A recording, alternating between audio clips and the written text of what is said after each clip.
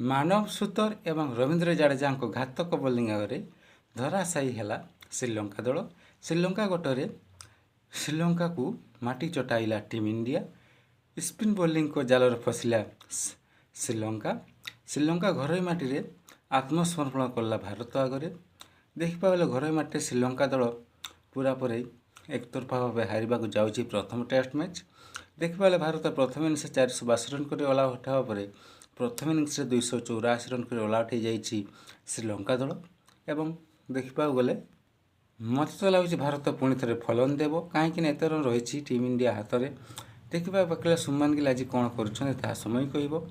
ତେବେ ଚାଲନ୍ତୁ ଜାଣିବା ସମ୍ପୂର୍ଣ୍ଣ ଖବର ବିଷୟରେ। ଭାରତୀୟ ଦଳ ଶ୍ରୀଲଙ୍କା ଗସ୍ତ କରି 2 ମ୍ୟାଚ୍ ବିଶିଷ୍ଟ ଟେଷ୍ଟ ସିରିଜ୍ ଖେଳାଯିବାକୁ ଥିବା ବେଳେ ପ୍ରଥମ ଟେଷ୍ଟ ମ୍ୟାଚ୍ରେ ଦେଖିବାକୁ ଗଲେ ତୃତୀୟ ଦିନ ଖେଳ ସୁଦ୍ଧା ଭାରତ 462 ରନ୍ରେ ଅଲ୍ ଆଉଟ୍ ହେବା ପରେ ଶ୍ରୀଲଙ୍କା ଦଳ ଗୋଟିଏ ଦିନରେ ଅଲ୍ ଆଉଟ୍ କରି ସାରିଛି। 284 ରନ୍ କରି ଅଲ୍ ଆଉଟ୍ ହୋଇଯାଇଛି।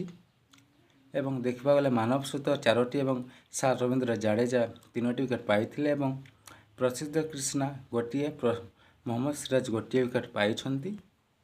ଶ୍ରୀଲଙ୍କା ଦଳ ପଟରେ ଦେଖିବାକୁ ଗଲେ ଡିକବାଲା 84 ଏବଂ 100 ରନ୍ର ଇନିଂସ୍ ଖେଳିଥିଲେ ନିରସାନ। ଏବଂ ଭାରତ ବର୍ତ୍ତମାନ ଫଲନ୍ ଦେବାକୁ ସ୍ଥିତିରେ ରହିଛି। କେମିତି କରୁଛନ୍ତି ଦେଖିବା ବାକି ରହିଲା ସୁମନ ଗିଲ୍ ଲୋସନା। ତ ଫ୍ରେଣ୍ଡ, ଆମର ଭିଡ଼ିଓଟି ଭଲ ଲାଗିଥିଲେ ଲାଇକ୍ କରନ୍ତୁ। ଭିଡ଼ିଓଟି ଦେଖିଥିବାରୁ ଧନ୍ୟବାଦ।